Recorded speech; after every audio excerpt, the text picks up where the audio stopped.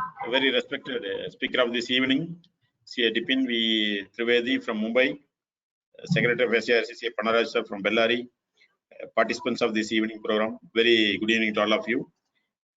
Today we have with us very good speaker, Dipen, to address on the topic of enterprise risk management. On behalf of SIRC of ICAI, I welcome today's speaker to this yet another lively evening session. Thank you so much, sir, for accepting our invitation and addressing us. Dear members, today morning we had a program on GST practical workshop to the article students. More than 1,300 students participated.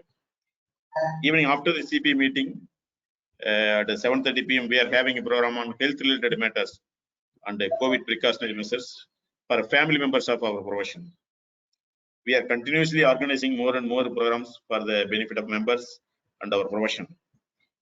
Your larger participation in all our programs is always a high point that keeps us in SIRC always alert to the needs of our members, and therefore extremely feel happy to offer our grateful thanks and a warm welcome to all the participants for all the programs of SIRC and more particularly for this today's program.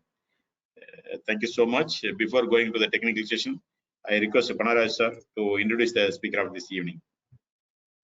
Thank you, Chairman, and good evening all. I'm happy to introduce this speaker for the day for a special topic, that is enterprise risk management. The speaker, Mr. Dipen Trivedi, is an experienced enterprise risk governance and finance professional. He has 19 years of experience in management consulting, as well as in industry roles, specifically catering to the infrastructure that is across core, urban, social, construction, real estate development, and mining sectors. Rich experience in infrastructure development, capital projects, and real estate assets throughout their life cycle in India and globally. Currently leading the capital projects consulting advisory practice at Deloitte India, Mumbai as a director. Solution lead for enterprise risk management and hands-on experience in finance functions, risk management, governance, internal control, project management, change management. Served as chief finance and compliance officer for a real estate and civil contracting company in the past. Member of the Professional Development Committee of ICAI, Western India Regional Council, WRC. Collaborator, contributor, coach, and a mentor by practice. Regular faculty at ICAI, corporates and social organizations also. Managerial and functional skills, business and strategic planning, policy procedures development, performance improvement, risk management, financial management, audit and compliance. These areas of expertise are business and strategic planning, enterprise risk management, project risk management, change management, financial management, performance improvement, audit and compliance. With this brief introduction, I introduce before you the speaker for the day, Mr. Dipen Trivedi. Welcome you, sir. Over to you.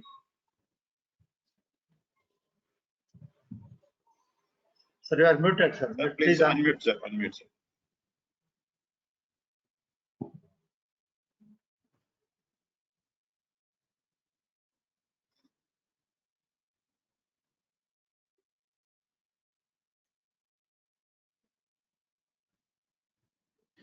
Can we hear me now? Yes, sir. Yes, sir. Thank you. Thank you for the confirmation. So a big pranam to everyone. Namaskaram. Thank you, Mr. Jalapati and Mr. Pannaraj for the introduction. And a big hello and everyone, sincere welcome for the topic of the day, which is enterprise risk management. And I would straight away take this opportunity to begin the session here. Just give me a confirmation once we have a full screen here.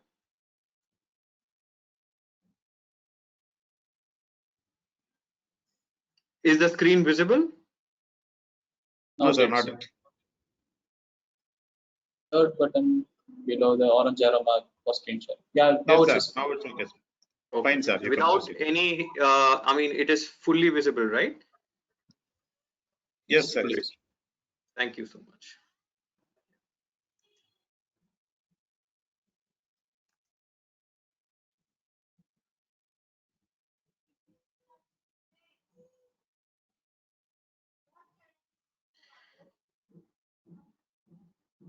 So friends, the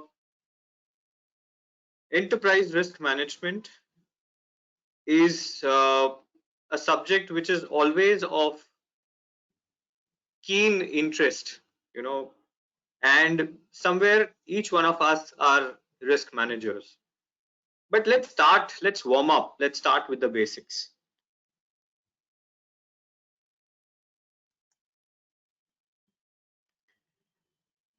To put it in very simple terms, enterprise risk management is all about a process, which is a continuous process. It's about the people and not just the leadership at the top. It's about an enterprise level movement, working 365 days, 24/7. And it all germinates and originates from the basic core strategy which the organization has set up to achieve its objectives. So it starts right there. And the objective is to try and identify events which are futuristic in nature. So where we probably look is 90 degrees and a lot more, and not just 45 degrees. It's a long-term plan that we're looking at, and hence risks which are originating in achieving the objectives. And when we talk about risks, every plan which the leadership sets for the organization and where everyone contributes to achieve their respective bit and hence the organizational objective will have a basic discipline in terms of appetite and tolerance. Key concepts, my friends. We will delve a little detailed for both these concepts in the forthcoming slides, but it is extremely important that no goals can be set up without a base or a platform assumption in the form of an appetite of the organization and the tolerance which the organization has over a period of time. And what does risk management seek? Risk management is seeking a continuous ongoing assurance that all the objectives of the organization are being met with and all is well. And key takeaways from this entire definition, that it cannot happen in isolation. It has to be driven along with the strategy, and it has to be an umbrella where everyone comes together, because classically organizations, whether in service sector, whether in manufacturing, whether in whichever component, tertiary sector, will always have specific components which are extremely disciplined, such as health and safety, environment, quality assurance, and they have their codes which are very well prescribed, whether we talk about British standards or whether we talk about IS codes or the commonly accepted ISO. The whole idea is to have one platform, everyone under one single umbrella, for the risk management to speak the common language and for long-term sustenance of the overall risk management practice. Everyone needs to be brought in under a common umbrella, and that should be the central point of every practitioner of enterprise risk management. If you do not have all the components together, if you don't have all the minds meeting and on the same platform, it is extremely difficult that this wheel will churn and chug on and on. Moving on, what do we pick up from this slide? Section 134, 177, Schedule 4. Is enterprise risk management only being driven by these clauses today? Or there is a lot more? Okay, let us try and, visualize a boardroom discussion. And let's try and take a peek into what is currently happening on a sustainable basis in terms of conversations. The conversations from the independent directors, from the guardians of corporate governance are something like this. Management team, please present the risks and correlate them with the ongoing result, external environment, and your internal preparation. Demonstrate your internal preparation and preparedness. Tell us about what is likely to spill off. No surprises. We will not entertain any surprises. And the same question is very interestingly posed to all the different stakeholders, whether it is the whole-time director CEO or the CFO, or to the statutory auditors or the internal auditors. The same question is put across in different kinds, and now more so in closed door discussions, which are a backdrop of any board meeting or a quarterly review. So everyone is extremely sincere and serious and extremely keen to ensure that there is a lot of proactivity. Everyone is risk aware and not risk averse, and there is conscious effort which is institutionalized within the DNA of the system, and it can be easily identified on an ongoing basis.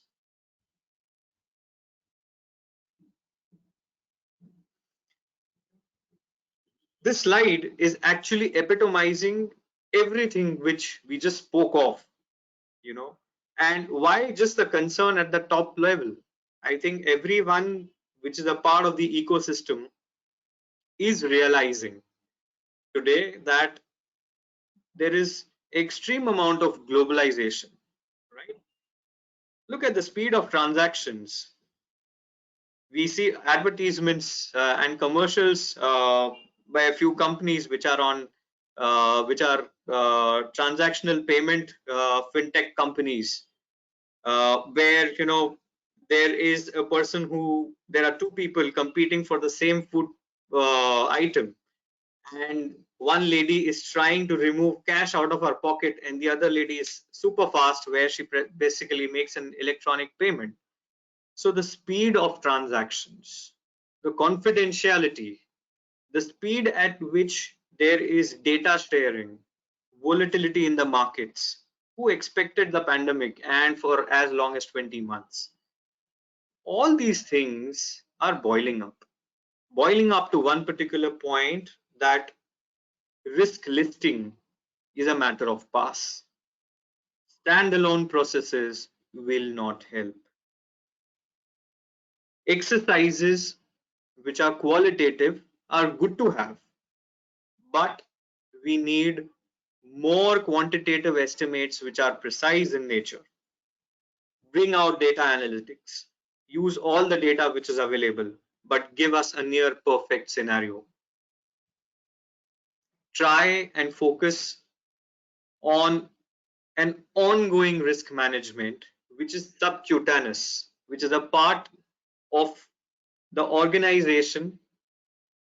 Every individual is literally breathing into risk management as they perform their daily tasks and activities as a part of their job description.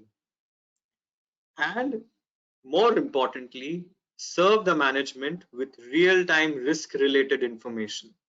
It is extremely important that the management is able to have the information which helps them take decisions. So in short, what is it now? What kind of conversations are happening? Let's come up to speed and let's try and contribute to this ever-growing conversation of ERM in whichever capacity we serve, as auditors, as practitioners, as policy developers, in whichever role we as risk custodians, let's gather and be a part of this active ERM conversation. Most importantly, these conversations need to be aligned to strategy, because the moment you have a goal to achieve, it is extremely important to visualize the journey and try and identify all that can probably jeopardize the achievement of objectives. It has to be balanced. Don't just talk about threats. Threats are everywhere. Find out opportunities, convert threats into opportunities. I will detour and I will probably just take 1 minute, because we are a sports loving nation, and I'm pretty certain that most of us will probably relate to the incident that I'm trying to put across, which beautifully epitomizes the opportunities and the actual act of converting an opportunity when a threat is posed. Let me take you back to a historic cricket match, or a test match, which was played between two teams, great teams, I would say, under great leaders, India and Australia. India being led by Lala Amarnath, and Australia by the legendary Don Bradman, who was at the cusp of his journey. He had nothing to prove. And in those days, the pitches or the periphery never used to get covered, and the players were expected to show their class on whatever was offered. There was no tantrum accepted on playing conditions. And as it so happened that when India was put on to bat in their first innings, had a dismal score. By the end of the day, India was almost bowled out for a paltry score with the last recognized team, and the heavens opened up. It started pouring, from a drizzle to a pour, and there was an enthusiastic leader who was thinking ahead of time. He said he had a good assessment of the competition. He knew what Don Bradman and his team would bring onto the table. And so here comes a declaration.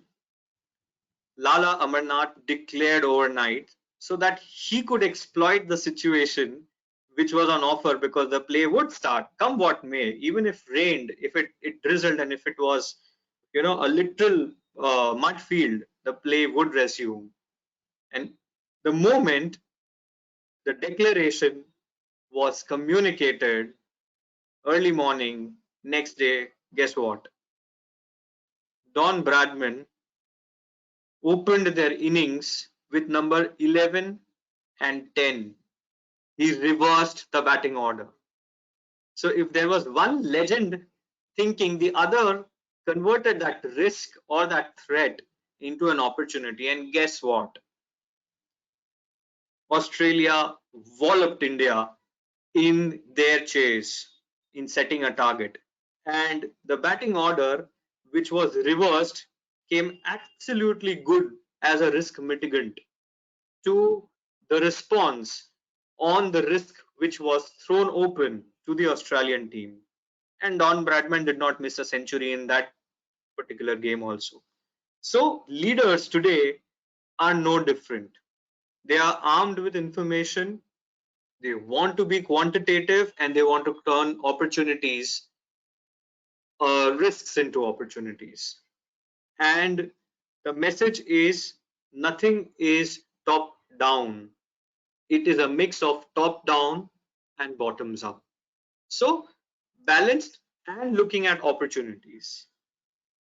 Today, the conversation on an ERM subject, apart from being strategic to lending in balance, has to be customized. Today, everything that we probably get into, in terms of consumption, in terms of consumerism, you're spoiled for options. There are too many options which are available. So it is extremely important that ERM is also up to the pace and is able to throw out visualizations, information, which is extremely required for the management. And what is the leadership and management chasing? It is chasing to align itself with the world around the business environment. And hence, it is the duty of the ERM team, the leadership, and everyone who's playing the role of a risk champion to align itself and customize itself in bringing up the level of ERM. And how does that happen? Does it happen by being in silos, working in isolations, or it calls for a full-rounded integrated approach, which is actually based on extremely robust processes, tools and enablers, and more importantly is deep rooted in terms of strategy and forecasting. And your ability to forecast is best at its level best when you have precision out of your past and your current data, and everyone is cohesively working within the organization. So strategic, balanced, customized, integrated. This helps risk informed decision making. And hence, this should be the focus, this should be the ERM conversation, so that the moment you have thoughts, your conversation and your actions follow your thoughts. And these should be the thoughts, friends. Now, how does one start gathering the building blocks, or how do organizations, typically build themselves for an ERM? And does everything happen at one go? The answer is no. Rome was not built in a day. It is all about forming a culture. And where does the culture start from? It definitely starts from the vision of the organization, from the vision which is given to the organization by the leadership, and which is adopted, which is challenged, which is brought to a level where it is acceptable and augmented or accentuated, and the whole organization embraces it in the form of vision, mission, followed by the business plan. Business plan is nothing but a fact-driven, forecast-driven set of vision for the organization. What are the other key important aspects to improve the ERM culture, and what brings the culture to a level where it becomes a part of the organization? I think accountability. Everyone stands up and takes responsibility to the role which is given. Confidence, belief, sponsorship. 99% of change management programs fail because the sponsorship is not continuous, or the sponsorship has a dual face. So it is extremely important that when you are giving accountability and responsibility, there is enough confidence demonstrated and empowerment given to the set of people who are going to run the entire show, be it ERM or any other aspect of change management. And then once you have identified a set of people, you've set up a culture and you nourish the culture, you need the right set of processes, you need the right set of enablers, and then you need to probably have all that entwined and run for you in a very systematic manner. So definitely it covers everything which we see on the slide on the extreme right and left hand sides, and we will discuss this in a greater detail in the slides coming ahead, friends.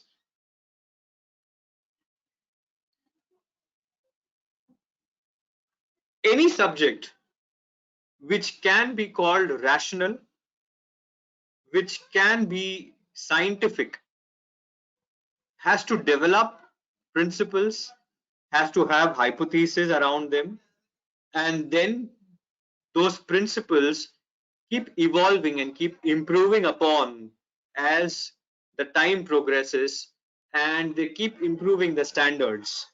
So the frameworks for ERM largely practice and which drive the entire essence of ERM in organizations are COSO 2017 and ISO 31001. I will quickly take you through these fundamentals because they will keep re-energizing certain aspects which we all need to consciously keep living. And I am absolutely certain that this set of audiences that we have, they are aware and they have been historically tracking the changes which have come over a period of time in these standards, whether it is COSO or whether it is ISO. The most important one that we see is now everyone is talking about culture, because silos, islands of excellence don't work, and culture is something which has to be reassured over a period of time. There has to be a constant chatter, there has to be a constant effort to re-energize, reinvigorate, redefine, and keep bringing out a continuous improvement. Everything starts with objectives. The organization's objectives, the organization's risk appetite is not just the responsibility of the top management in the pyramid. Every responsible individual within the organization who's been given a role to perform should be brought to a level where it can at least appreciate the attitude, the aptitude, and the set limits for the organization basis which they need to travel the distance and achieve the business plan. Procedures and controls and processes keep evolving. It is all about effectiveness. Systems are set to be working and effective. As we all know, as auditors, we talk about fantastic designs, but we go one step ahead in our auditing, is that once the design is in place, it has to demonstrate its value. It has to be effective. So the same goes for ERM. The entire framework, entire nuts and bolts of the entire framework, whether it is to do with governance, the empowerment, the policy, the tools and enablers which help you run this entire program on a continuous basis. So frameworks largely, whether it is COSO 17 or ISO 31000, are giving us those directions, friends, and it is extremely important for us as practitioners to be aware. I think reading these standards will help us create a basic understanding, but I would urge everyone, the world is open to interactions, to communications. There is immense amount of knowledge sitting across each one of us. All it takes is a click of a button and an ability to research and identify aspects which help you improve upon governance, improve upon tools and enablers, improve upon the new horizon of risks. Almost all organizations today look out for the much awaited end of the year set of top 10 risks, top 20 risks. Every board is very keen to know what it is being enveloped from the external environment. So the quest is we take multiple steps over and above these standards which help us give our basic fundamental as a practitioner of effective ERM. Now, how different is ISO 31000? The world basically, COSO has picked up in the last decade or two, but ISO 31000 or ISO has always been a guiding factor or a north pole, north star for not just ERM, but every bit of standardization. So what are the key takeaways in this simple slide? More importantly, why are we practicing ERM? Are we practicing ERM just for a tick in the box? No, we are in a continuously evolving organization and we are trying to address uncertainty. Golden words, event of uncertainty. That's how we define risk, friends. What are we trying to do by having a framework? We're trying to be systematic, we're trying to be structured, and more importantly, we are trying to be ahead of the time. I would say not just timely, well ahead of the curve. We are trying to gather the best set of information online, updated, real time for the management to take risk informed decisions. Today, in a competitive environment, information is available in 30 seconds. You know, such is the pace that if WhatsApp start messaging and communicating, hey, this guy is doing an excellent session, all of a sudden this count will go from 168 to maybe 1000. But all of a sudden, if there is somebody who says, hey, this is very boring, can't pick up anything out of it, this 168 goes down to 8. So that is the power of information, friends, and communication.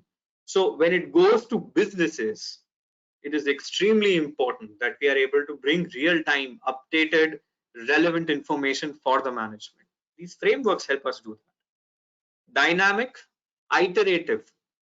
These two words I picked up from the statements. As we said that this was a wheel, it has to continuously keep going on, and it has to bring in that dynamism and ability to bring improvements within itself, hence continuous improvement. So if we were to just close our eyes and imagine, where do I start from?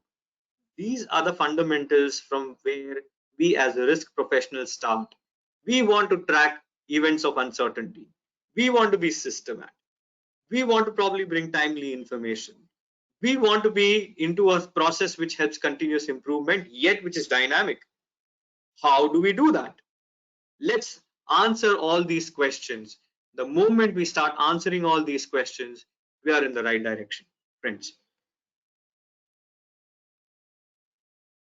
And once you start visualizing, start finding answers to these questions, you start painting a picture, you start having a visual block in your mind. So what do we need to do? We need to align ourselves with the strategy. What do we need to align? Once we've aligned, we need a set of infrastructure which helps us perform every aspect of risk management, which is there on the left hand side of your screens. And then once we have the infrastructure in place, how do we make it into a cycle which we keep practicing and yet don't realize that we are putting efforts in practicing it? Do we realize today how easy or how difficult oxygen has become? Thanks to pandemic, today we've realized the value of oxygen. We've realized how difficult it is to breathe. Otherwise, until this happened, it was so easy, right? We need to make ERM that easy that nobody realizes that, oh, I have to take additional efforts, you know.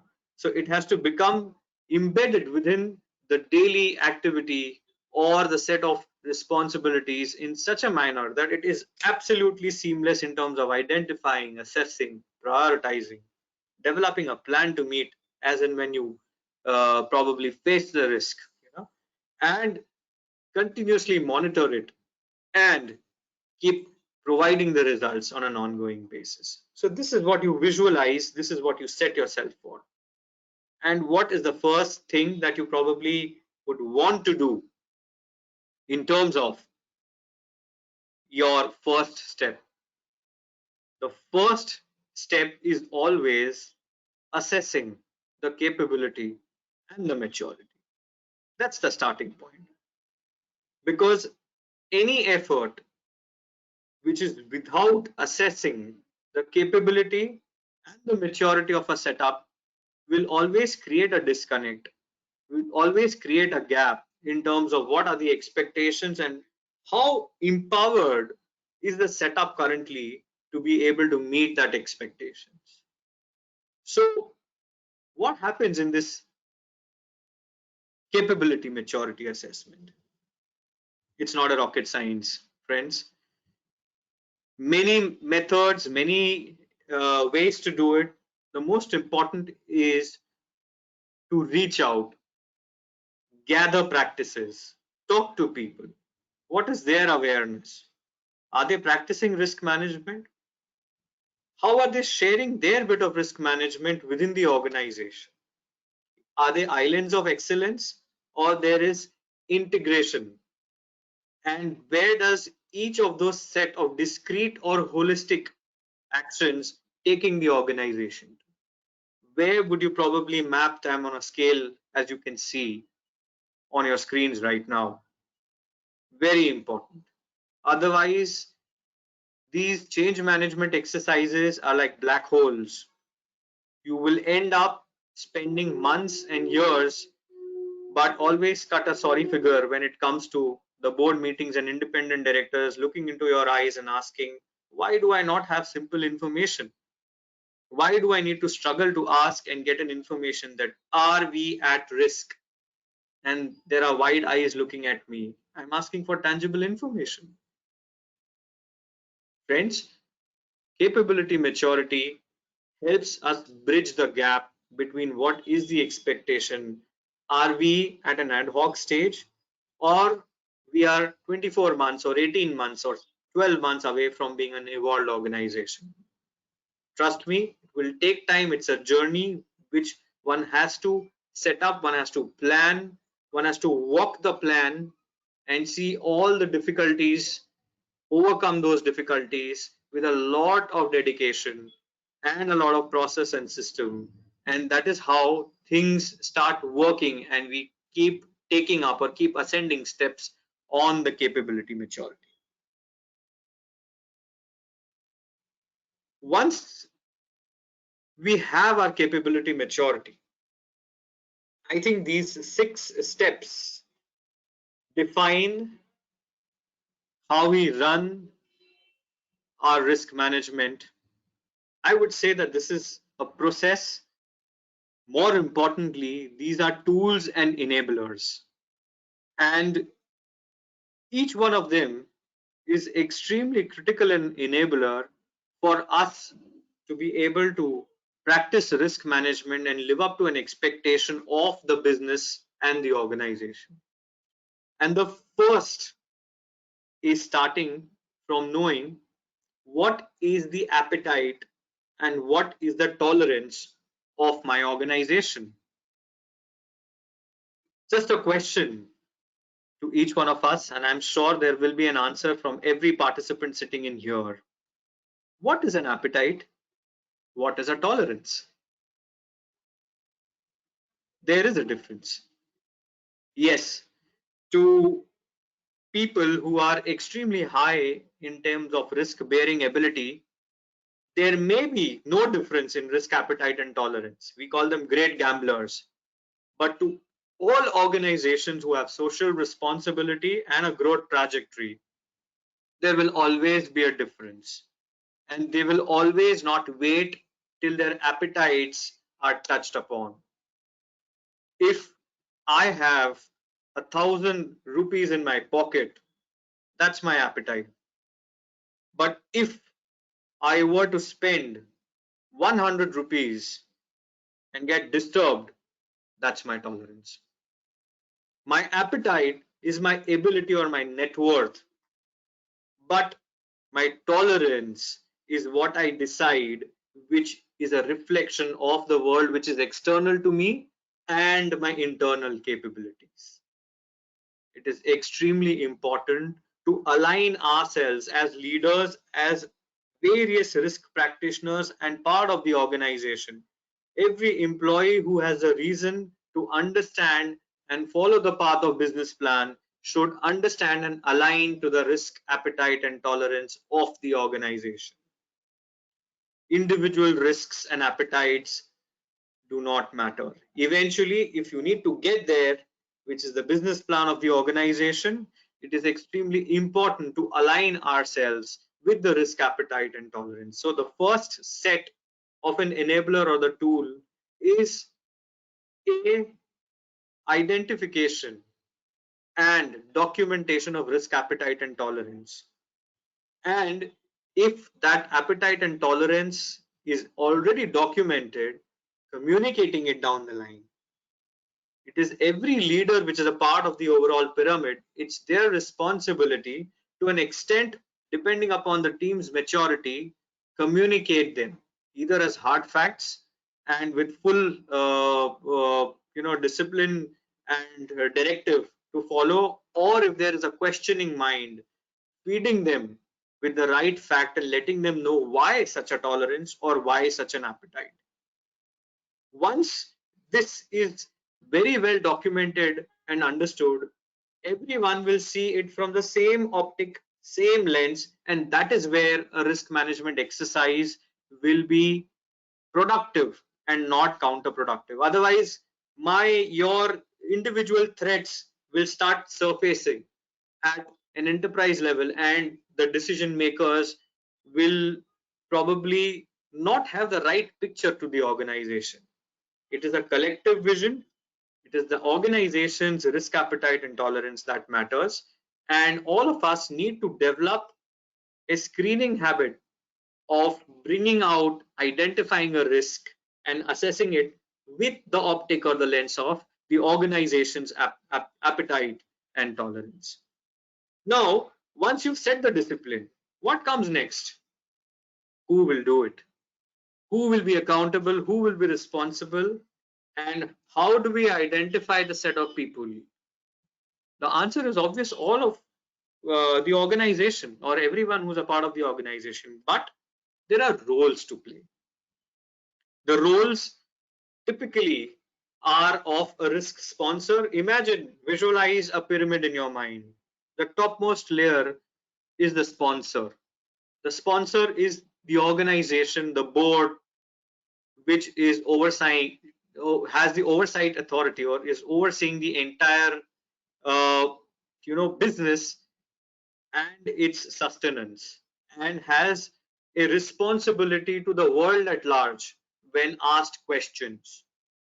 The next would be custodians. Custodians would typically be the top leadership, the C-suite, and then the middle level management, who are basically functions or business operators who are directly or indirectly involved either in the business side or the support side, which could be head of the departments. They are risk owners. And guess what? Are they ultimately responsible? Yes, they are. But they design their receptors, and their strength comes from the virtue of risk champions. You, me, everyone who's a part of the organization, if we have the talent, or we are brought up to the talent and we are nurtured with the eye for risk management, we become risk champions. Anyone can become a risk champion. It all calls for a trained eye and a lot of dedication, and it's a process. So it is extremely important to have a governance in place as to how each one will play the role. First, who all, and then how. How is the question which is extremely important if you want to run any formal change management or similar exercise with a lot of capability and with a lot of result. Third aspect is risk identification. The limits are set. Everyone knows what to do. Let's begin. So it is extremely important that while we perform our set of tasks, everyone is playing the role of a risk identifier. Now, I want you to wear both hats as a risk professional who is external to the organization, because each one of us in ICAI as ambassadors are typically wearing the audit hat. I just want you to wear the dual hat, where you could probably be on the other side of the organization playing a role. Consider yourself also in that position and look out as to how you would identify risks around you. And as I said, and we discussed this earlier on, that individual risk perceptions don't matter. Threat perceptions don't matter. Can you convert the threat into an opportunity is the bigger question. And is the threat perception that important that it warrants the time and the effort of the stakeholders within the business is all that you probably try and understand. And if your conscience says, yes, this is important, bring it on. Once you bring it on, how do you analyze? Because not all risks will probably need the same set of attention. They may have varying impacts, velocities, magnitude. They could probably be at different distances and velocities. So it is extremely important, and we all know that the means are always scarce, and there is always going to be a choice of rationalization or prioritization. So risk analysis is extremely important once we've done the hard work of identifying and keeping a close watch on each of these risks. And we all know that risks don't die. All we do is curb them. You can't eliminate a risk. Is it easy for us to probably say when the vaccinations are done, that is the end of the story? No, we can bring down the levels and continue to sustain lower levels, with higher immunity and higher social distancing, matured practices. But we would be grateful to see a date where we say we've abolished or we've eliminated coronavirus, or the strains which are currently. So risk analysis helps us prioritize, and thereafter, once we've prioritized, for every risk there has to be a mitigation treatment. Just imagine a situation that when there is a total blackout, which rarely happens today in urban areas, but will you imagine yourself to be in a situation when there's a total blackout, electricity failure, you will get up, and move, dangle around to figure out where is the torch, where is the matchstick, where is the candle? Or you would prepare in advance.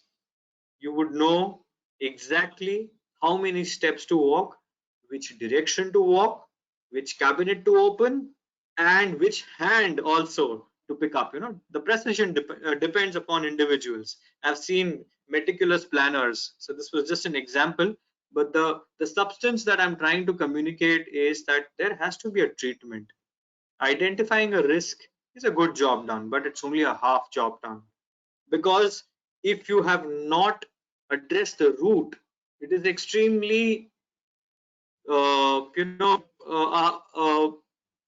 would say low in terms of productivity as far as overall effort which is put across, because every risk has to have a treatment, and the risk will trigger, it will materialize. It's just a matter of time. As long as your attention span and your practices are on the top of the subject, you will continue to have the better hand. But the moment if the external factors are heavy, the risk will materialize. So it is important to have a treatment ready, and we'll discuss how the treatment should also be. It can't be a motherhood statement that we will do this. No, we will have a greater discussion on that particular aspect also. And once you have a treatment, it is extremely important to run it as a program very systematically.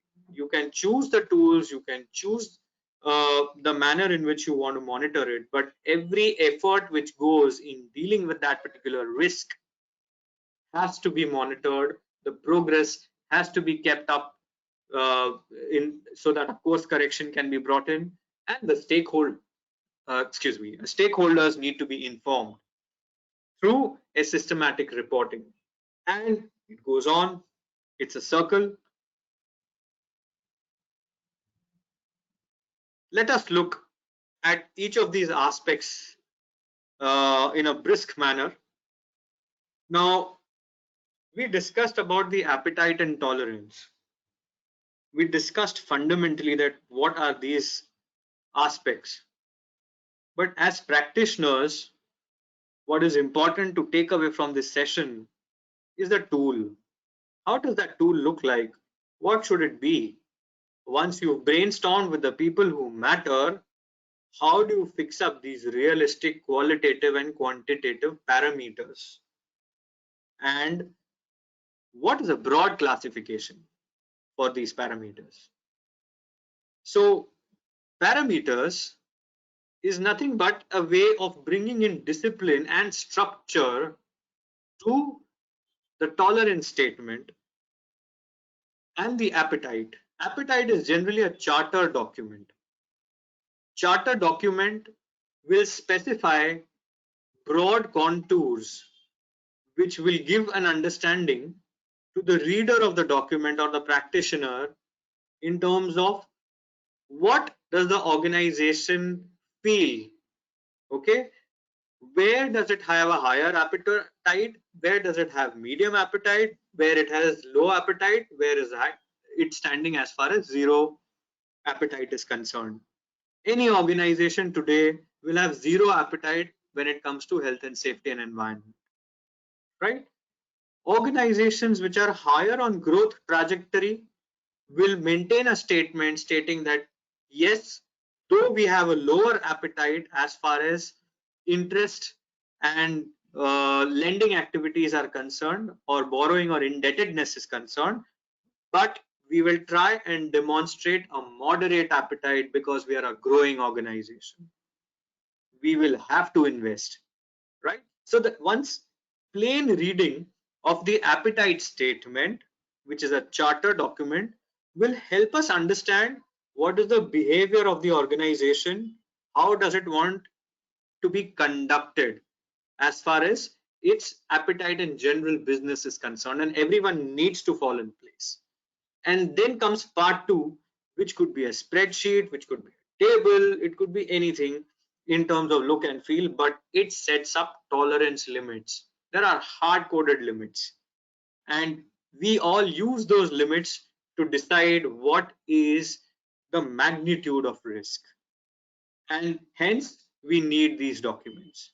And when we spoke about the structure, there will be parameters which are largely to do with strategic parameters, operational parameters, pure play operations driven parameters, financial, where we are talking about net worth, impact on net worth, we're talking about receivables, daily sales outstanding. Just come to think about all the KPIs or KRIs.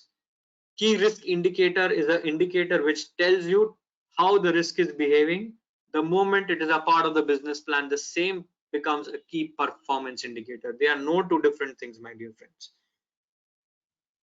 Legal contractual compliance, what is the tolerance, and how do you cascade, and how do you fit a risk once you've identified? What is the magnitude? If it hits, how hard will it hit?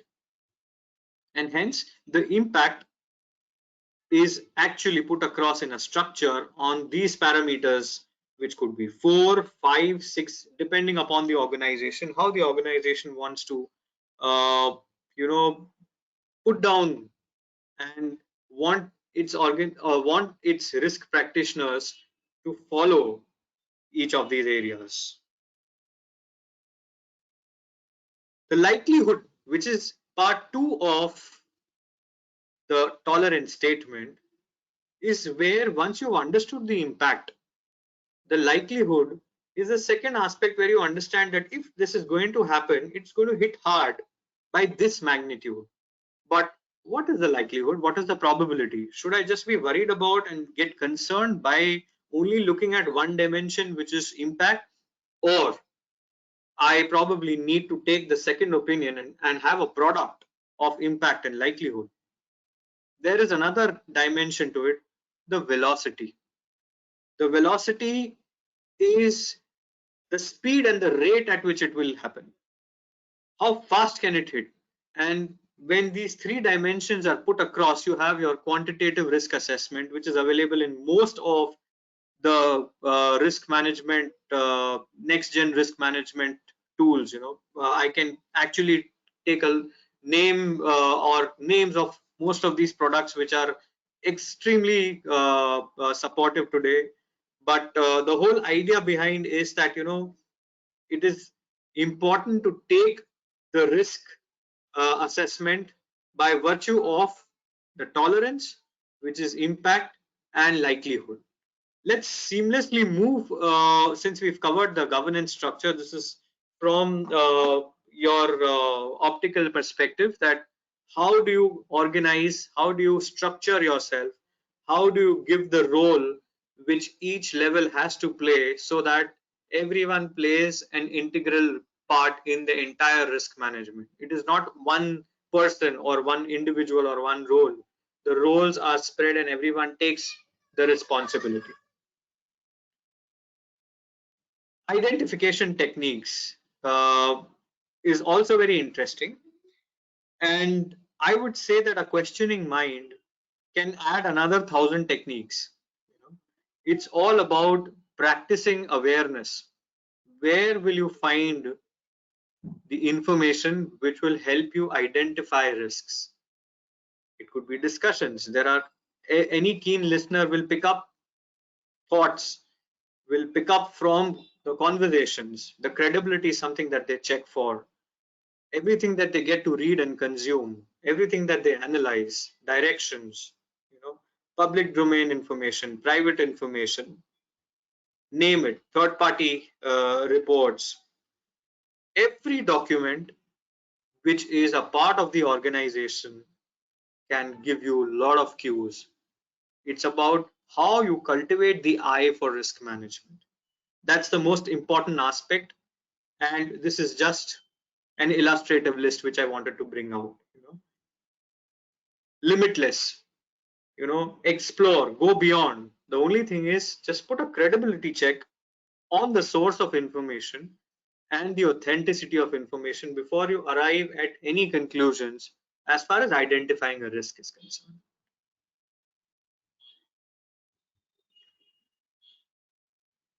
Now, let's talk about that important tool.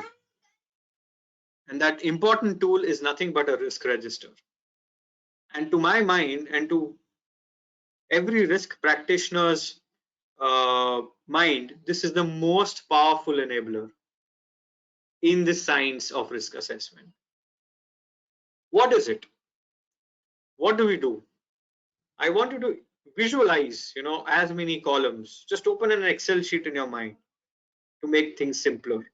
The Excel sheet could have even a more complicated tool which can help you make visual analysis, which can help you data visualization. Everything that is secondary, but the most important thing is all that you need to really make complete sense, or all the ammunition that you need as a person who's continuously fighting a battle of risk management. So what do you capture? You capture the risk identification. You have to have some kind of unique identification number to every risk. Tracing the source, it is extremely important to know when did we identify a risk, because everything is extremely important. That date stamp, time stamp is extremely important in this world where we live in. Everything has a shelf life. Every aspect has the potency or fatality, or whichever way we want to put. The impact is always time driven, and the result or the response to that particular challenge or a crisis or a risk is also time driven. So the origin is extremely important. The nature of the risk category, we'll talk about the risk title and risk description, and we will give special emphasis because every practitioner has to standardize and has to dole out or release risk statements which mean complete business for a person who is relying on that risk statement. Okay, not just the leadership, everyone. Risk ownership, the controls that you probably give to each of those risks in terms of existing environment, inherent risk, and then the residual risk.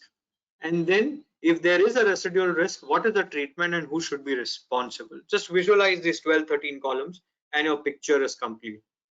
If you are able to populate these 10 odd columns, and you are able to regularly get credible information and keep updating it, there is a very high probability that everything is going in the manner as envisaged and you are in control.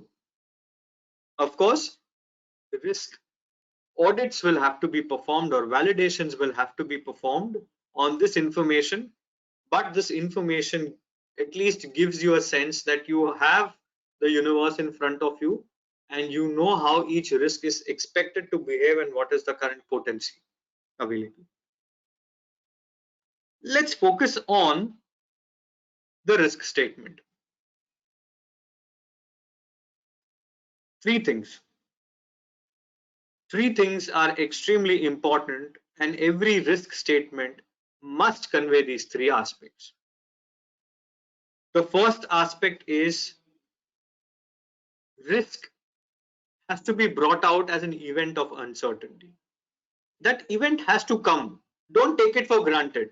Don't just talk about what will it do. Majority of people get carried away with the impact. First of all, it is extremely important to identify. It is important for us to introduce ourselves before we talk about what we are capable of, right? Isn't it? The same goes with risk statement. Have an event of uncertainty or a risk statement as a part of your risk description. Identify what is the root cause which is causing the event of uncertainty. And finally, the third important component of this structure is, if this happens, what is the consequence? Any one of these aspects which are missing makes the statement weak. And I would totally disregard a risk which probably has even one of them missing from a risk register. It will call for rectification because it is not ready for the management to apply themselves and perceive the risk in the same manner as the way you are. Leave aside the inherent risk, then the controls and the residual risk. Nothing is critical if the risk description itself does not introduce the introduction. If the introduction part of the risk itself is not up to the mark, it really makes no sense investing further time in a figment of imagination of an individual. We need to have a structure, we need to have a discipline, we need to have a proper risk statement. And hence, friends, I'm emphasizing on this part because this is a practical part which everyone will practice sooner or later. You know, you can write risk descriptions for your own personal lives also. These three things are important. Otherwise, you're wasting your respective time in trying to haggle with the situation, not knowing the head, tail, or the third important component, right? There are examples. If I were to just take one example here, if we go to construction, I come from the sector or the industry here. So it has an important aspect of winning the business or acquiring business through tendering, right? Now, if you were to actually wear the lens of a risk manager for such a sector, tendering will involve estimation, right? So if there is an event of uncertainty, what is that event of uncertainty? Is incorrect rate analysis. Okay, why does this go wrong? Because my assumptions go wrong. That is the root cause. And if I took unrealistic assumptions, very hard-hitting, challenging assumptions without bringing them or rationalizing to the going on, or the ground reality, my rate analysis is sure to fail. And if my rate analysis fails, my ability to arrive at the right estimate is going to fail. What does it mean? Either I'll end up winning the tender and prove a big fool about myself, or I will lose it to the competition who had the right understanding and who took the right set of assumptions.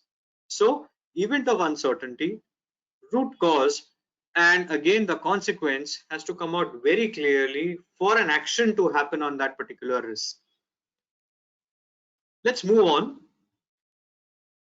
We spoke about impact, we spoke about likelihood, and we spoke about the third aspect, which is now becoming from a two-dimensional to a three-dimensional risk assessment, with technology coming in and with softwares taking the role rather than the manual part now. And believe me, we spoke about the evolution, we spoke about neck-breaking speed of transactions, We spoke about the unknown unknowns, a lot of digitization happening, soft data available, quantification is extremely important, and hence the velocity of the third dimension also comes through. So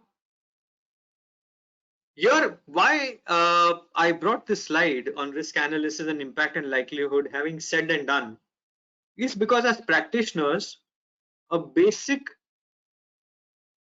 aspect will always keep coming to you. When you are a risk practitioner or when you are setting up the risk management framework for an organization, this question will come to you. What should be the structure? Should it be 3 by 3?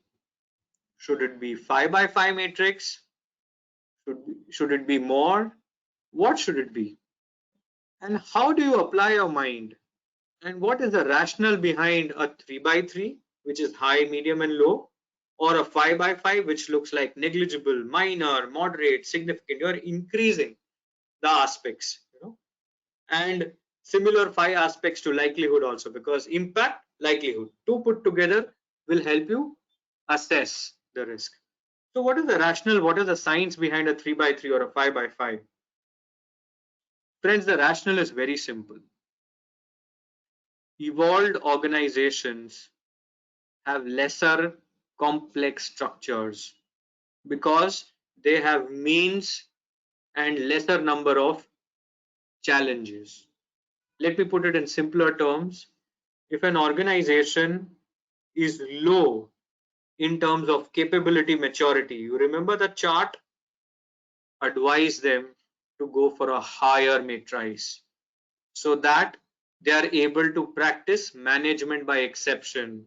Remember, 1 by 3 is 33%, 1 by 5 is 20%. When they are new into this journey, ask them to fend lesser and focus on lesser risks at one time. Just focus on 20% risk and not 33% of risks. So this is a rationale. And as the organizations keep moving up the capability maturity curve, they can simplify the risk analysis and risk assessment because they are already there, they are in control.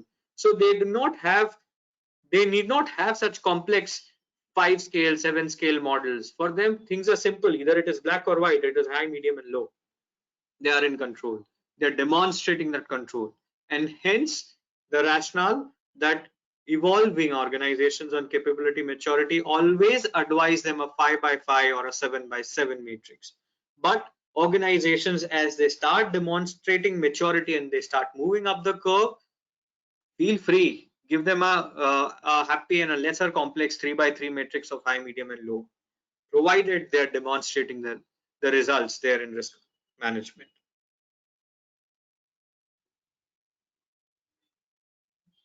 I wanted to now help you visualize, consider this as a very short example or a story.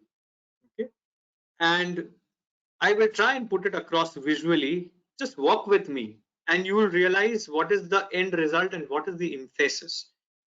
Because we've seen risk management becoming an academic exercise which only happens in the last few hours hurriedly in the cabins of respective head of the departments, only because they have a reporting obligation and tomorrow morning they are going to present in front of the board.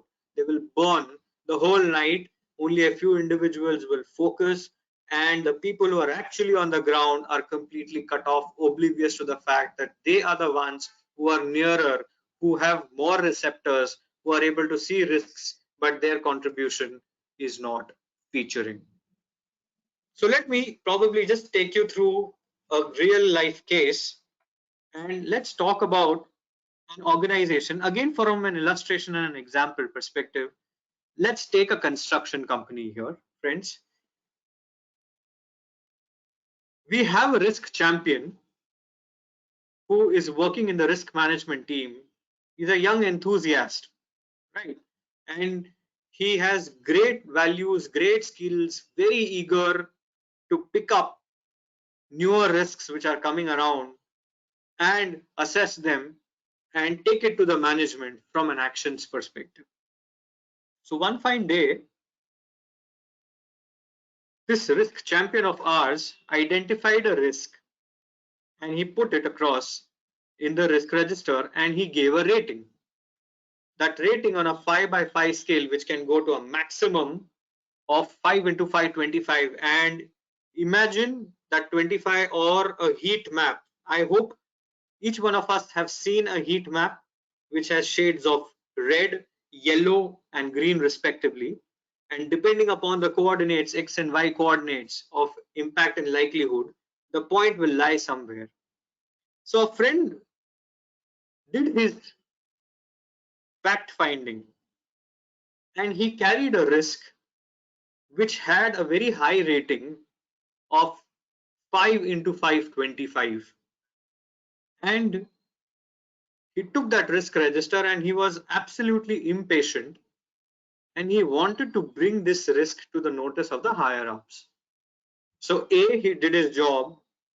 B, he escalated to the head of the risk within his setup, which is the risk owner, and he discussed this particular risk and he said, sir, I am bringing a risk to you and I see that inability to convert tenders or inability to win the tenders is extremely high, and I want to have estimations team or the inability to estimate as the root cause, and I want to voice myself and give it the highest rating of 5 into 525. So there was an effort, there was rationalization behind it, and it was escalated through the proper channels. Now pay attention to the interrelationship, and I want you to catch up the interrelationship and the space given by the leader or not given by the leader as the story progresses. So the leader or the risk owner invited his colleague, his junior colleague, and said, that's a great idea, my friend. But are you sure the risk is good to have, but do you want to grade it as high as 5 by 525 and with a red? Your risk is screaming, my dear friend, and it will have consequences.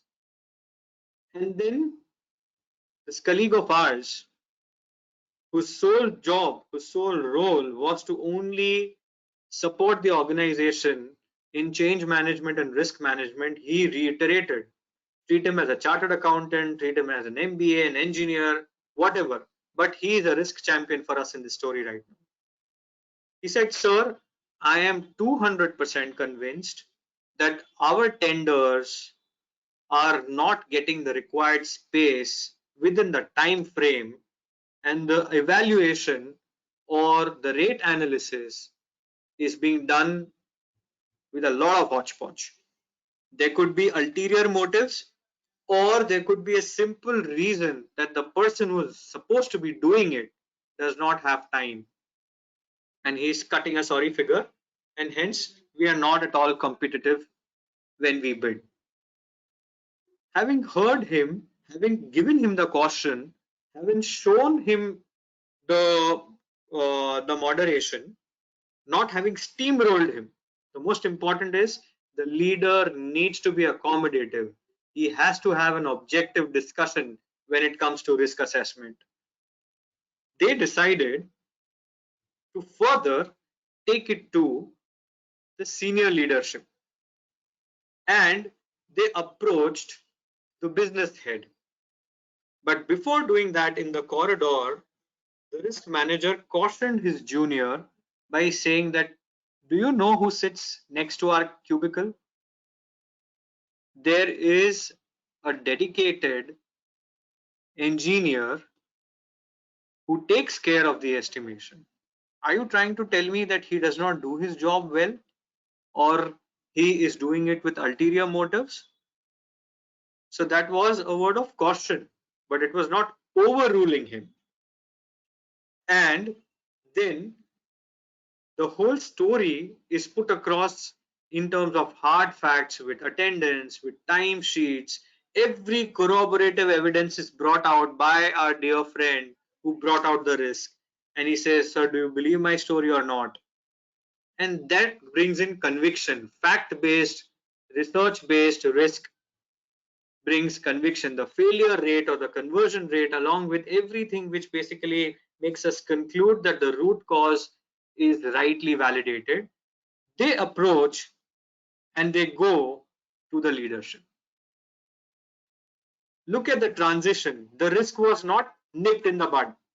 There was a process owner who discussed, who moderated it, who did not silence the voice that no, you do a smaller rating and get away with life. We'll try and show it. They wanted to help the organization. They did all the fact groundwork and then they took it to the senior leadership. Now, what does senior leadership do here? There is a proper moderation or mediation. Now, what does the business leader need to do? Here, the traits are extremely important. I am driving the point of culture, my dear friends. It's not just about these tools and enablers and spreadsheets. We can keep developing and we can keep discussing. What I'm trying to drive is the culture is extremely important across every layer in the organization if risk management has to survive and sustain and deliver continuously. So here, the senior leadership or the business leader gives both the gentleman, the risk champion, as well as the risk or the process ERM manager to put their word. And then he goes through the facts which were brought out. And then he takes a quick decision. He reaches the source. He calls the person and he tells him that I want to talk to you. I believe that you are the one who is entrusted with the responsibility of going through all the rates, validating them before our tender gets submitted. Can you please see us in the office today in the evening? And while he is discussing, in some time, this gentleman comes in person in the cabin where all the three, the business leader, the risk manager, and the risk champion are seated. And then the opportunity is provided to the gentleman to be brought into the discussion to explain his stand. And the question asked is objectively, tell us, Mr. X, what is your schedule like? What do you do in the whole day? Now, this was a very open-ended question asked by a very astute leader. He did not frame him straight away. He wanted to know what the facts are. And then all of a sudden, the person realized that there were going to be consequences and he better speak the truth. So the person said, sir, look, it's 6:45 p.m. right now and I'm walking into the office. I just punched in. Now I'm coming and I'm going to be sitting in shift number 2. For the whole day, I was on all projects, site A, site B, site C, running pillar to post from one side to another, doing all the coordination stuff. I did the QC reviews, I did blah, blah, blah. I coordinated, I met 100 people. I am so busy, sir. I gave all my energies and now I'm walking into the office. And now, sir, I will diligently sit and will go through all the mails, will pick up all the tender documents. And sir, I just don't get time. I know there is a tender which is waiting for an 11 a.m. submission tomorrow. I'll give my level best. This statement, which was a fact-based statement, just everything clear, crystal clear in front of the people who brought the risk, who moderated the risk, and the one who was going to adjudicate the risk. And they came to the conclusion that yes, there was a problem. The person who was supposed to be assessing the tenders or their validations was already tired before he entered into the real act. And one could actually not be certain as to what was the level of diligence that he put while assessing the tender. And that is the reason why the rates were probably not either competitive, and there was fact too, which had to be to do with the integrity check of the person And the senior very quietly said that also, without any other person coming to know. But the most important thing here is the leadership was open. It allowed the voice of the grassroots level to come right up to it. There was moderation and there was immediate validation. And there was a peak at the score, because before these people entered the leadership's office, the manager played on out of its fear. He conservatively changed the score from 5 into 525 to 5 into 420. And the leadership said, I think this should be a 5 into 525, because I'm still not sure about the integrity. I'm definitely sure why are we hurting. And so step 1 was validation, step 2 was upholding the risk and the assessment, and step 3 was immediate risk mitigation. He called the HR department and he said to the HR manager, ma'am, I want you to align interviews for another position of an engineer who has skills of tendering and estimation. And then he explained his entire part, that let's have 2 people now. This gentleman is overburdened, and I can understand that he has a lot of work on the sites to do. He does not have the bandwidth or the capability to really do justice to our future work. Let us hire another person who will be dedicatedly working here, and in his spare time he'll probably go and support the other individual as well. But that solves our problem. And moment there is a good mitigation, a strong mitigation, a very objective mitigation, we are all back to our winning ways. So this is the point that I wanted to convey. It is the culture, it is the openness at every stage of either bringing the risk, moderating the risk, upholding the risk, validating it, and putting a mitigation and putting the mitigation plan into immediate action, which is extremely important, my friends. Otherwise, everything is a paper exercise. We need such kind of a culture to come in as and when, and we need to encourage this kind of a culture wherever we go. We need to talk about, we need to be ambassadors of such culture in every forum. And once we have this kind of a culture where the dialogue is open, it is fact-based, it is evidence-based, there's a quick action which basically results into mitigation, you will always be on the top of the subject. Now, we spoke about treatments. Let's try and get back to the fundamentals. What are these treatments?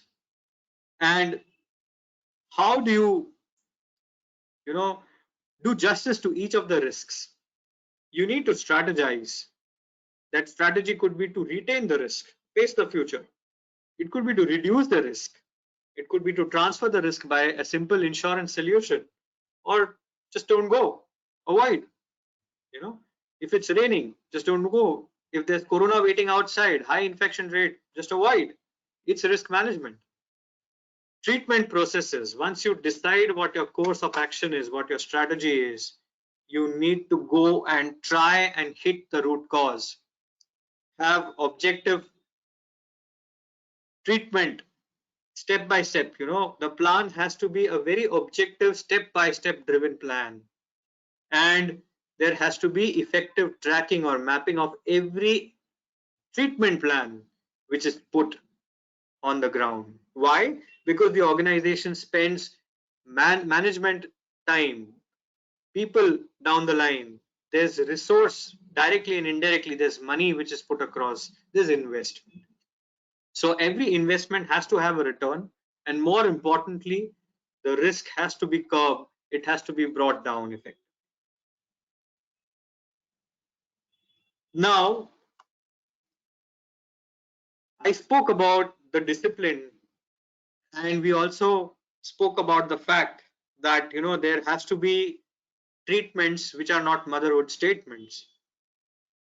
These set of guidelines will basically help understand how do you write a treatment, what is the discipline that one needs to have when one is actually fixing up and putting a treatment or action steps. It is extremely important to have treatment plans which are objective, modular in nature, step by step, so that you can pin responsibility on every aspect which we are trying to put across. It can't be a paragraph. Even if there is a paragraph, please break it down into sections which can be given if there are different responsibility centers. Have a timeline, have a timestamp, so that the turnaround can be understood, the follow-ups can be done, the effectiveness can be gauged. And every treatment plan, as we said, that risks which are sitting high up, imagine the heat map, everything which is in red, which needs to be probably dealt yesterday. You need to have a treatment plan, immediately get the approvals, sanctions from the management for the resources required, and put it to execution, and then keep monitoring. Everything in yellow should have a plan ready. Everything in green may wait at this point of time, but if you have a treatment plan, extremely good, excellent. Have treatment plans in principally written and ready to serve you as and when the moment arises. And as we said that they have to be standing the test of time, you can always fine tune them, tweak them. Organizations, for example, which had invested in communications, which had invested in virtual systems, even though at a minuscule level, were able to scale up when the moment arose, right? So having a know-how and having the capability institutionalized within your set of systems is the first correct starting point, and then it all calls for is the action at the right time. Treatments hence need to be very objective for the risk to be curbed when it materializes, so that it does not take a disproportionate route, and then it becomes crisis management and not risk management, friends.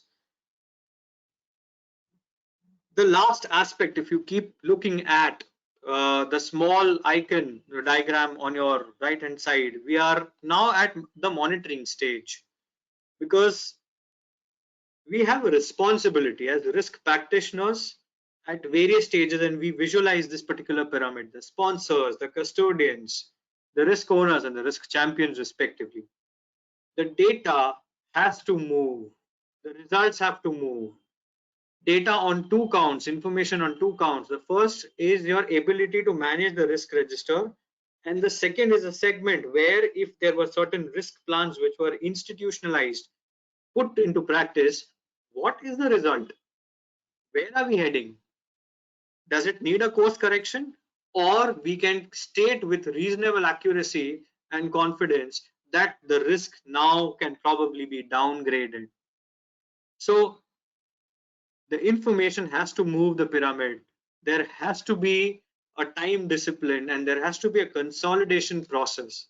And at each stage, it gets sliced and diced depending upon the tool, and the information which reaches the highest level gives a very satisfying and a very objective understanding of where do we stand on each of these aspects which probably need management attention and informed decision making. Let's talk about these challenges. As he said, that change management has always faced challenges here. So what are the things which have resulted in implementations failing? So if we can see all these aspects put across here, these have been identified as the root causes or the learnings, the hard learnings, why implementations failed. The same could be the story with any change management, but largely it is very relevant from an ERM perspective, because we've seen a lot of implementations just roll off the track because one of these things did not go as per the plan. The sponsorship is the most important thing. It's not about talking, you need to walk. You remember the leader, how he interacted, how did he reach the grassroots level, how he was quick to do a source validation, and how he was quick to take the real risk mitigation of hiring another employee, right? So you have to walk the talk.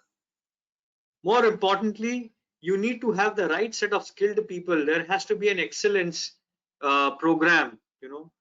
You train, you ingrain, you embed excellence within the system, and you keep going through by your framework of continuous improvement. The roles and responsibilities have to be embedded. Nobody should try and see risk management different, or probably have hesitation in terms of taking on the mantle of a risk manager. It is important to integrate, all the processes and give the right set of training, and most important, incentivize. When I mean incentivize, does not always result into financial incentives. If you have, great, but if you are timely in recognizing the effort done by the risk champion by just a pat on his back or saying, bravo, superb, you got it bang on, you saved my ship from sinking, man, now I will not probably lose tenders.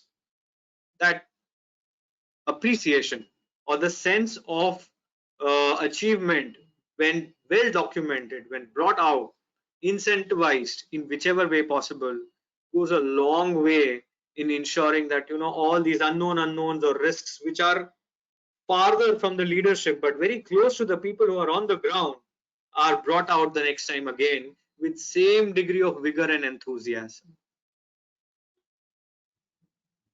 I also wanted to probably discuss, very contextual at this point of time, that we talk about crisis management as an extended arm of risk management. When risk management is in place, crisis management, though the risk materialized is unprecedented, is still rational and there is daylight at the end of the tunnel. But if that risk was not in your radar, then this is a tiger which is unstoppable, or an elephant which can just trample everything, as we probably see it. So it is extremely important, and practitioners of enterprise risk management, learners of risk management, will get an occasion or a chance to demonstrate or be counted upon within their organization as crisis managers also. Remember, crisis management does not always mean that you hire a media agency to hush things, or you get an expert guidance to probably take the situation on your side. It is the same set of people. When trouble beckons or trouble comes, it is the internal strength which is leveraged upon and not the external strength. You will not be able to stand the test of time if the internal strength is weak and you are actually dependent on the external strength. So let's talk about crisis management in the same breath of risk management. So for example, if there is a materialization or a risk materializes at an unprecedented scale, how do you ensure that you are able to fix it up, regain your lost grounds? The most important thing is start from your risk management module. Pick up your risks universe, pick up your risk register, go back to that particular row. If it spoke about pandemic, pick it up. Check what was the risk treatment. Did it call for isolation? Did it call for a medical program? Did it call for change in HR and human relationship actionables? Did it talk about production phasing or discontinuation? Go through, fine tune your plan. Start giving responsibilities. It is time to cook that half food, into a full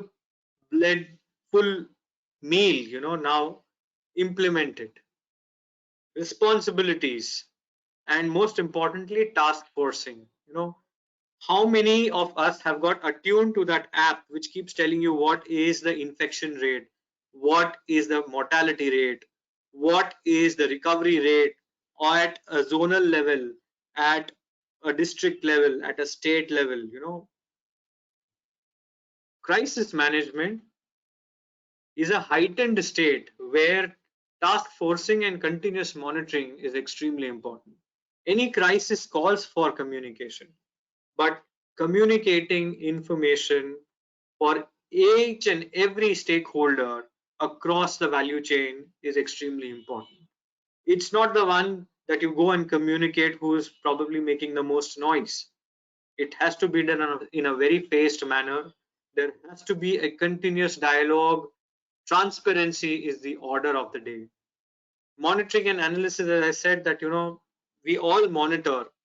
It is extremely important so that the monitoring helps you descale the situation, take the right set of efforts in the right direction, and the course correction can be brought in if the said set of treatments or set of actions are probably not giving the right set of results. And more importantly, we understood the importance of a prior risk management. We understood the responsibility of accountability. We understood continuous communication and monitoring. Keep going back from where you get all the strength. First to your top leadership or your main leadership, and they derive strength from the external world by doing and holding the fort by transparent communication and reaching out as to how the organization is managing, maintaining the crisis, trying to overcome the crisis, and what it has done, and how the external world should perceive and probably provide inputs to improve the crisis management situation. So crisis management is another area which is increasingly fielding candidates naturally. There's a natural progression happening from risk management into crisis management. If you had donned the hat of a risk manager or a risk champion, be ready. You will get a call for crisis management. You will be summoned into the office call, which will be a virtual call, and you will be given a responsibility. And trust me, that would be a time to judge how good a risk manager you are at that point of time. So I actually come to an end of my presentation. Let's recapitalize. It was extremely important to start from the base to understand what are the key takeaways from the definition, and how does an integrated, well knitted risk management within the organization stand to succeed when everyone is working together. More importantly, what does a framework tell us, and how and continuously what do we work on when we probably refer back to a framework, and all the research that we do, the secondary research that we pull out to keep continuously improving the way we perform, the way we structure ourselves, the way we organize ourselves. Then, having got the infrastructure in place, how do we live it 365 days by performing the respective roles, whether it is on the governance side, having been a part of the governance, how do you actually play the role as a risk manager at the grassroots level, what are the senses that you bring in and you apply the risk assessment, how do you treat, how do you monitor, how do you continuously keep going back. Everything that basically helps you become a better risk manager from a fundamental perspective is the takeaway in this session. Technology, as I said, I don't want to be a salesman of technology here or any platform. There are fantastic platforms available which give tremendous amount of control, but remember, it is garbage in, garbage out. So the input has to be validated. If you have your processes right, the input will be right, and you will have fantastic visualizations and real-time information, which your management will feel much more confident when it takes decisions. So a lot of things upcoming from a technology perspective, with more and more digitalization and digitization happening. It is only going to make things much more interesting from a risk manager's perspective. And I hope that we continue to remain enterprise risk managers and not crisis managers. It really does not give great joy in becoming a crisis manager. But yes, if the occasion arises, we are all ready for crisis management also. So I end my note here, and I think it's 19 minutes for our session. Happy to engage, learn, not just have a single-sided conversation. I know we are a very knowledgeable set, a lot of people sitting in here may have more insights, very interesting insights to probably share with everyone here. I would urge people, fellow chartered accountants, whether from practice, whether from the industry, who are a part of this call, to probably bring out their inserts. I think the next 19 minutes is something that we should utilize. Every word spoken, every message brought out on the subject is only going to help me learn, is going to help the other hundreds of us learn. So I throw the discussion open. Whatever I can probably add to, I'm very happy to probably add it, or else I would probably leave my contacts, and we can always remain in touch. It's a small world. So thank you for patiently listening to me. Let's have the questions now. So Secretary Sir, Yes, Chairman yes, Sir. Yes, sir. I- Selva, Share can my you share screen. the presentation? I'll just share my screen. So you can stop sharing your presentation. So I'll just take the minutes.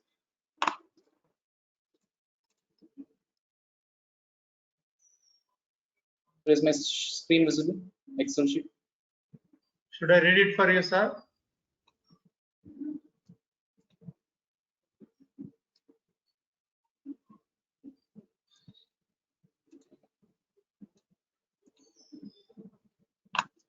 Are Can you hear able to me? see? Yeah, I'm able to see the screen. Yeah, I'll just go through it.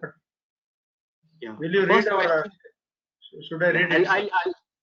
I can read it, not a problem. That will be much more seamless. So the first question here is that there has been misconception of definition of risks, wherein risks identified due to lapse of controls that are being identified and reported by internal audit team has been used along with risks identified from ERM perspective for inclusion into the risk registers. Could you please share your perspective on how to address these challenges? Thank you for the question. I think there are two aspects to risk management: foresight and hindsight. Does it mean that we ignore hindsight? The answer is no. But what is the ulterior objective is to gather risks and have a strong base, focusing on foresight. So the first component or the main objective of enterprise risk management, as we discussed, is try and look ahead.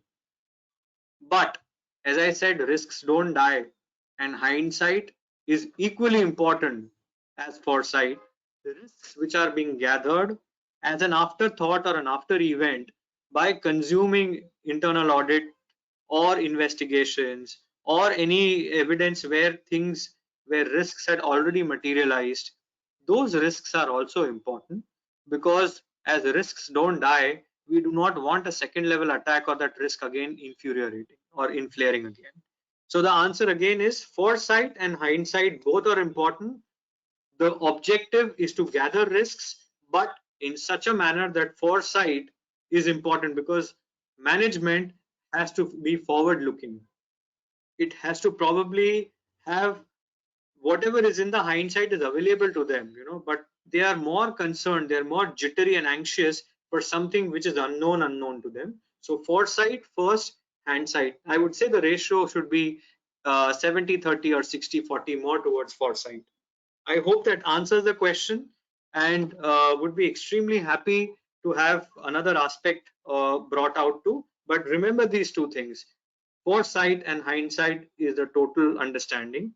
We design a framework for foresight, but hindsight is also equally important. What is your take on companies being asked to get on board risk and compliance officer now that risk management is assuming greater significance? I am just trying to comprehend the question.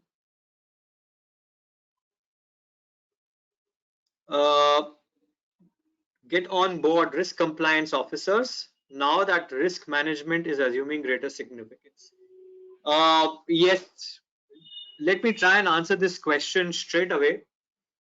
I think Chief Risk Officer was considered to be as good to have.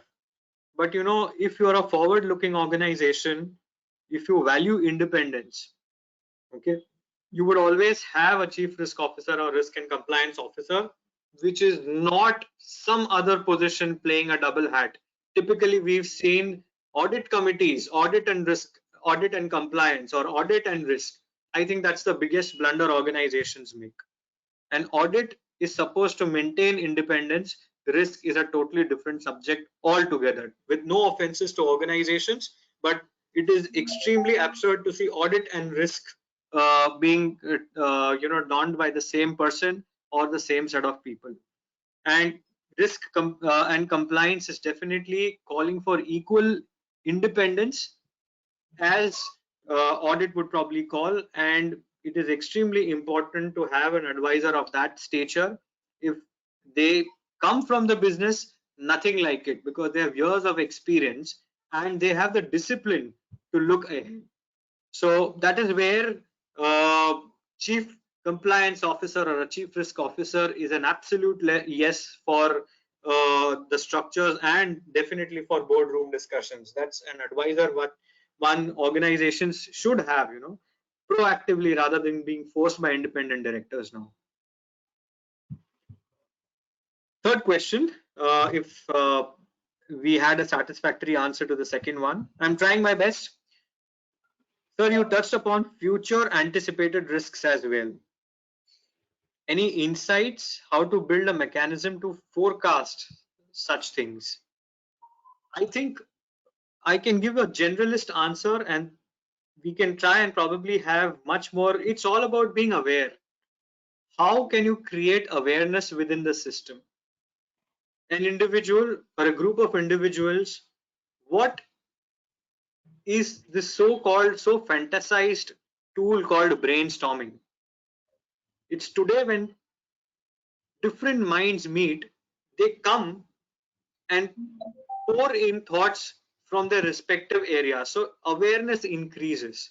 So answering future anticipated risks is nothing but consolidating or bringing or getting the best of a brainstorming of different set of people who are able to get different dimensions, you know, and those dimensions or set of conversations. You remember we spoke about ERM conversations. When you have people responsible for different areas who are within the setup, who are outside the setup, when they all come together, brainstorm, there is a lot of food for thought, which leaves the organization to prepare for future anticipated risks. And that is how one would probably gather. It's about a questioning mind. Search, look out for from wherever you can within your own set of business, you know, look out for trends, look out for changes, you know, and there will be a thought which will call for your deliberation. It is up to us to treat it as a or apprehend it as a threat or take it as an opportunity or a risk. But more is the brainstorming, more is the collaboration, more there are diverse minds coming and their thoughts being captured, correlated. I think the pool will be very rich and it will probably give more futuristic insights. How can we make this as collaborative journey between business teams and ERM folks?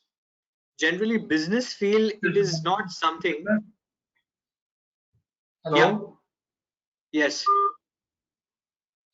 I'll continue. I thought there was someone speaking. So I was on point number 4, question number 4. How can we make it more collaborative between the business teams and ERM teams? Now, the whole point is that, you know, why does business feel that risk is something for somebody else to manage? Does somebody else manage our own shadows or we manage our own shadows? Risk management is like managing one's own shadow in simple terms. So the first responsibility or the first line of defense, we spoke about LOD 1, LOD 2, LOD 3 lines of defense, right?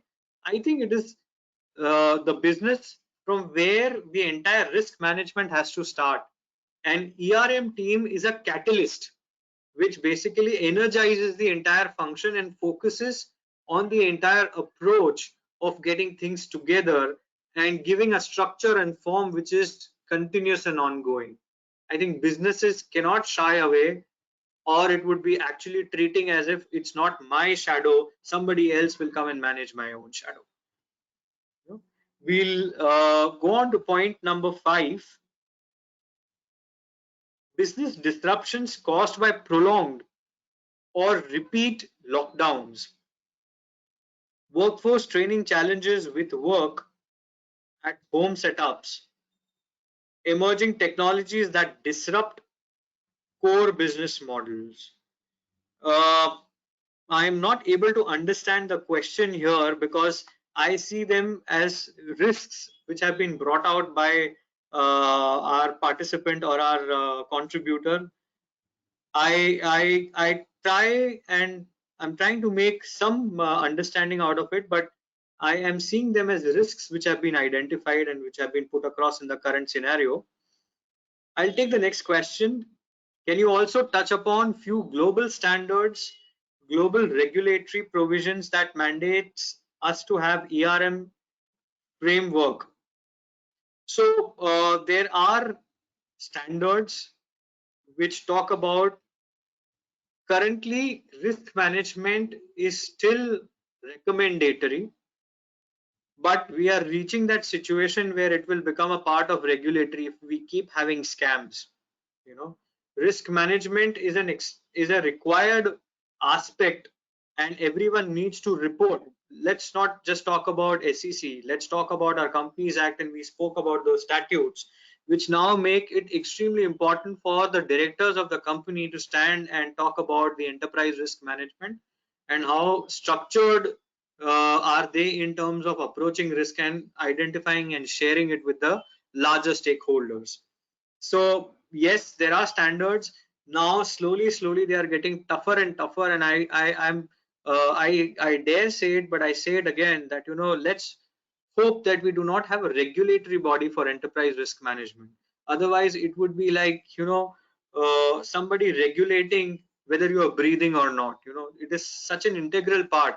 If we are on a path or a journey to achieve our objectives, it is our prerogative or our responsibility to see whether there are impediments or obstacles. Will somebody else come and see and caution you about the impediments, or it is for you to identify the impediments which are on your journey towards achieving your goal? I think it is stating the obvious there. If we have a regulatory body overseeing ERM, it will be really setting up a new law within the industry and in the business. In your assessment, how good are risk management practice in our country? Seeing the failures regularly happening, especially in banks, there is a long way to go. I couldn't disagree. Yes, it doesn't sound really good in seconding to your point, but I think the integrity and the culture is something which probably is still missing. And as long as we don't work on our culture, risk management will always remain a subject where we will see conflicts, or we'll see a second. We need to own our shadow, as I mentioned, that we need to own and respect our shadow because others are seeing our shadow. Do companies need ERM policy? What are the basic components of ERM policy? Is there any sample policy document that can be shared with the participants? There are loads of policies available. We largely delivered an oral policy today in these 2 hours. Policies largely talk about principles and the way the risk management function has to be carried out. A sum total of these slides will also give you an understanding as to how an organization would want to run enterprise risk management. And yes, some form of a structure is essential, and policy is basically a mouthpiece document which helps standardize the practices. So ERM policy is a must for every organization, and it is important that it doesn't gather dust. It is practiced to the core, to the alphabet, mentioned all the aspects on a day-to-day basis. I am sure no company anticipated employee safety could be such a big threat like in today's pandemic. Also, most of companies' business continuity plans or the BCPs were designed for maybe for a week or two. Couldn't disagree. Today we are in 20 months. All companies all of a sudden push to manage its operations remotely for beyond a year. How do you deal with such risks? Absolutely true. Nobody ever thought about this black swan event, as it is called, rarest of the rares. But when it hits, it shakes you for decades. This is that kind of an event which will have a telling effect at least for this decade, which we've entered into since year 2020. And this only goes on to teach us that do not take risks lightly. This is giving a very fundamental dimension that don't be impact driven, where you start negating high impact risks with low probability. Because the day your intelligence fails and you realize or you fail to realize that the component which you are not observing can bring such vast catastrophic uh, results, I think any amount of enterprise risk management with fantastic frameworks will fail because we are not balanced. We spoke about balance also, remember, in terms of our presentation earlier on. If you do not have a balance, if you don't have a right set of focus in terms of your ERM plans, there is going to be a root risk. And trust me, not everyone is struggling today. You and me are locked for 20 months, but there are organizations which fell and which made V recoveries. Why? Because they had their basics in place, they had an ERM plan, they were able to escalate to a level where they did not allow it to become crisis or an issue of alarming proportions. Look out, you'll find examples. There are leaders in terms of organizations. There were organizations, again, I don't want to probably take names because we are on a public domain platform, but there have been organizations which were so meticulous, which had the willingness and the wallet available to take decisions, and they took those decisions because they had a concrete plan available with them. It is not that they cooked their plans overnight. They had a basic understanding. It's just that maybe the game of probability failed and the game of impact overtook the game of probability in their risk assessments. Can you talk about what role automation and innovation play in ARM? How can we leverage them to build a sustainable ERM model for the company? I think automation and innovation is sweeping us across all the basic functions in life. So today we had a question which probably was ranking 6th or 5th earlier on, which spoke about how do you get new information which is so critical to your setup and you are futuristic. I think automation and innovation, one click of a button and a meta search tool will pull out all the risk related articles for one particular area which is bothering me or concerning me as an organization. One click and I got a short list of all the articles which the risk team can sit and read and create an effective risk problem statement and then an action. Just give you an example what automation could do.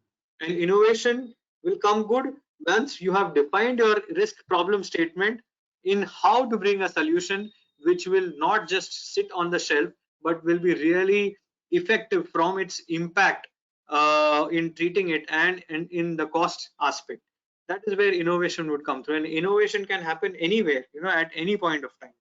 So inseparable, I would say automation is the future, innovation is welcome anywhere. Why just ERM?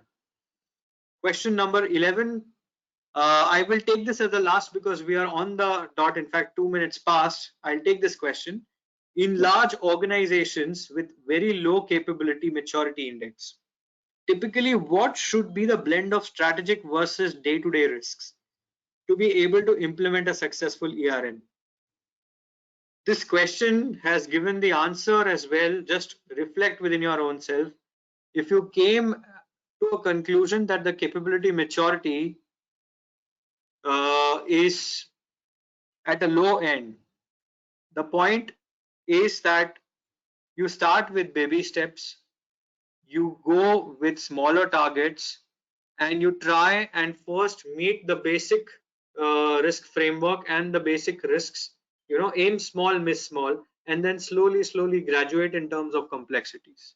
I hope I answered the question. Panaraj sir, over to you, sir, for vote of thanks. Yes, sir. Thank you very much. You answered all the queries, and also we are in a pressure today for joining another program at 7:30. Thank you very much for your time, and this is so specialized area wherein very few speakers are there, and your interest, keen interest in this area has definitely a great what's called a savior for many members to learn on. Thank you very much for your inputs and also for the queries and answering. And I also thank all the delegates for joining for this program. And I thank the chairman and SIRC for fixing up this program. I request all the members to join at 7:30. A program for an IPS officer is speaking on how to protect the children's health against the expected third wave of COVID.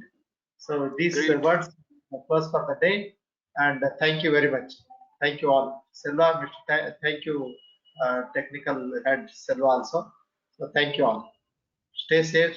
Stay. Thank you. Thank you so much. Thank you for the opportunity. Namaskar to everyone. Thank you.